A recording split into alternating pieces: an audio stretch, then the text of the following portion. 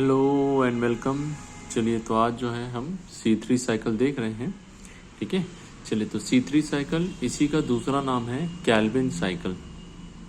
इस साइकिल को सबसे पहले केल्विन और मेल्विन जो है साइंटिस्ट लोगों ने इन्होंने सबसे पहले डिस्कवर किया था और इन्होंने बोला था कि सबसे पहला जो स्टेबल कंपाउंड आपका बनता है वो 3 कार्बन का होता है।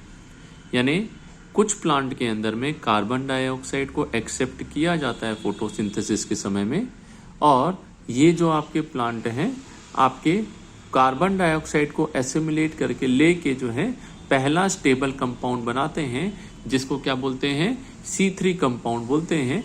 और इसी कारण से इन प्लांट का नाम जो है C3 प्लांट है। तो केल्विन साइकिल को देने वाले केल्विन, बैशम और बेंसन थे। ये बेसिक पाथवे है फॉर शुगर सिंथेसिस। मेनली आपका शुगर सिंथेसिस करवाने के लिए यही एक पाथवे चलता है जो सभी प्लांट में देखने को मिलता है, चाहे C4 प्लांट हो चाहे CM पाथवे हो। तो कॉमन पाथवे जो सभी प्लांट में वर्ल्ड वाइड में जो आपको है इनमें जो मिलते हैं तो कौन से हैं, ये केल्विन साइकिल है। केल्विन साइकिल में पहला कार्बन डाइऑक्साइड का एक्सेप्टर जो है ये 5 कार्बन का कंपाउंड होता है, जिसको बोलते हैं RUBP, राइबुलोज 1,5 बाइफॉस्फेट। ये 5 कार्बन का कंपाउंड ये 1 कार्बन डाइऑक्साइड से मिलकर सबसे पहले जो है क्या करता है, एक 6 कार्बन का कंपाउंड बनाता है जो अनस्टेबल होता है। और ये अनस्टेबल कंपाउंड तुरंत ब्रेक होकर 3 कार्बन का एक स्टेबल कंपाउंड बनाता है। इसीलिए C3 साइकिल को हम जो है आपका नाम दिए हैं, क्योंकि पहला स्टेबल कंपाउंड जो बन रहा है 3 कार्बन का है। पूरी केल्विन साइकिल 3 स्टेजेस में डिवाइडेड है।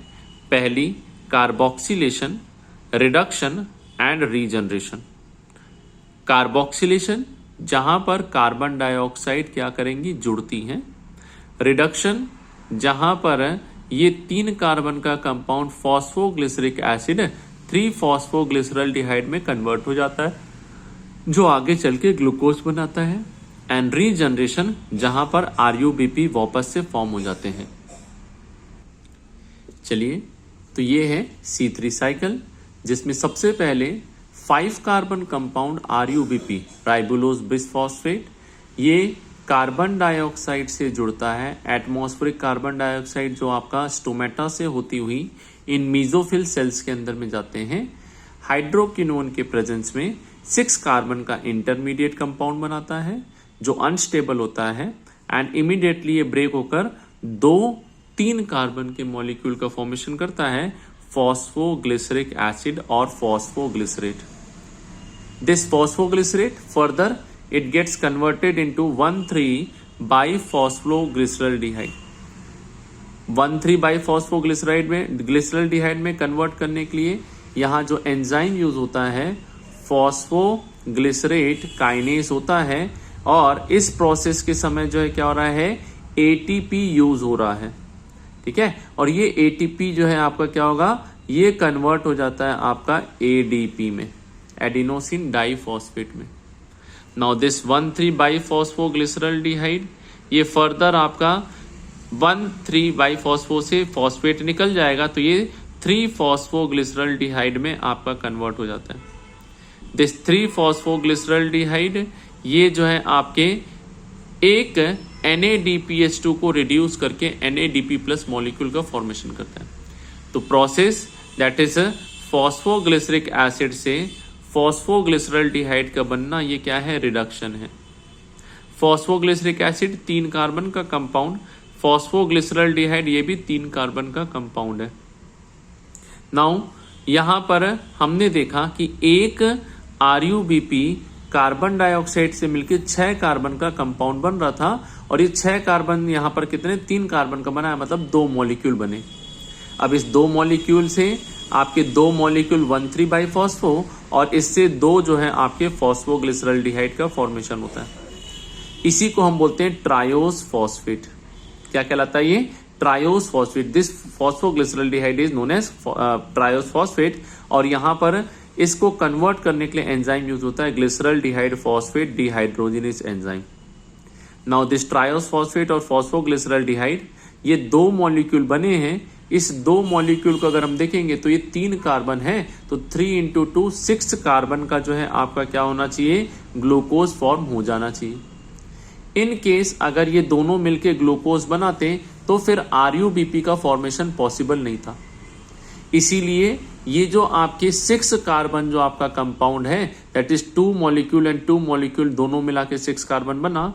इस 6 में से एक कार्बन जो है आपका यानी कि ये ग्लूकोज बनाने के लिए यूज होता है, और बाकी जो है आपके कहाँ चले जाते हैं, RUBP सिंथेसिस के लिए चले जाते हैं।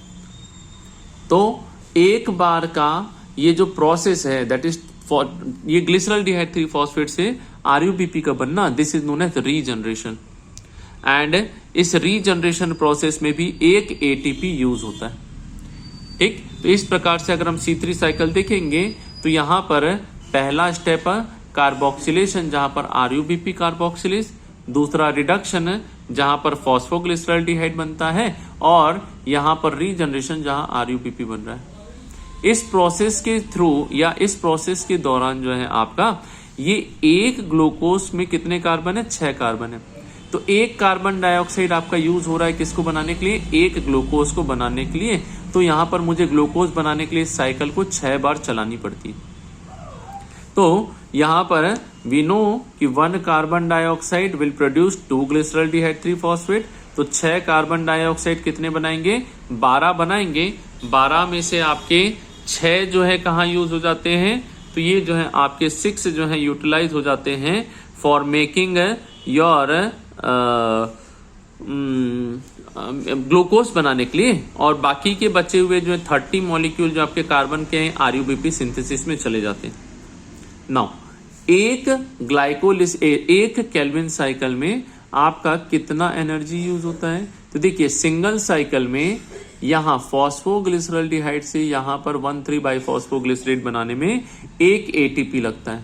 तो मेरे पास 2 फॉस्फोग्लिसरिक एसिड है, तो इससे 2 ATP यूज होगा।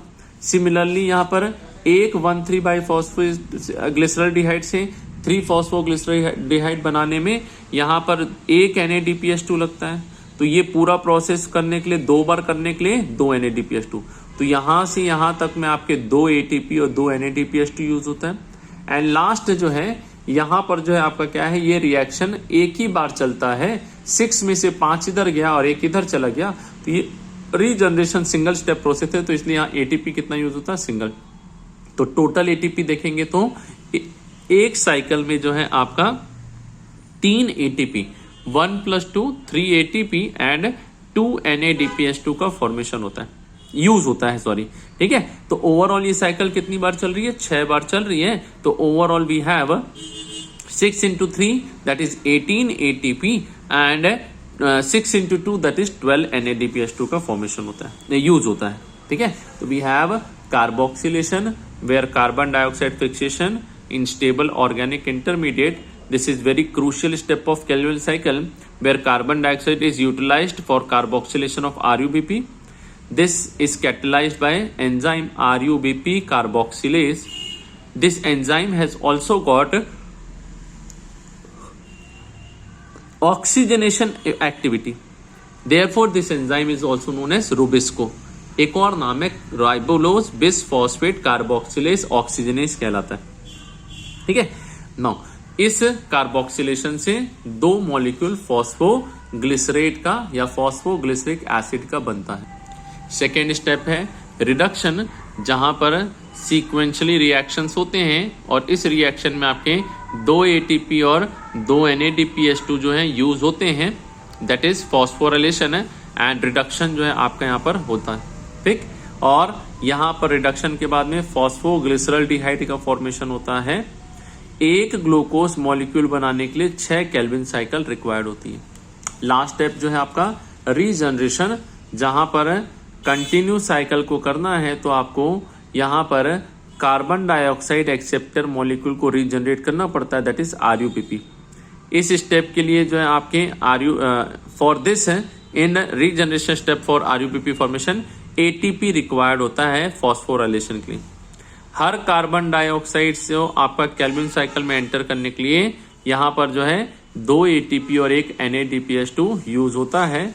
and the difference in number of ATP NADPHT used in dark reaction is the reason for cyclic phosphorylation. ठीक है, इसीलिए साइक्लिक और नॉन साइक्लिक फॉस्फोरिलेशन चलता है जहां पर ATP और NADPH2 का फॉर्मेशन होता है. So overall 1 glucose formation will require 6 CO2, 18 ATP, 12 NADPH2, and this will form 1 glucose, 18 ATP and 12 NADP plus जो है आपका फॉर्मेशन करेगा. ठीक है, तो this is your Calvin cycle. Next class में we will see about the C4 cycle.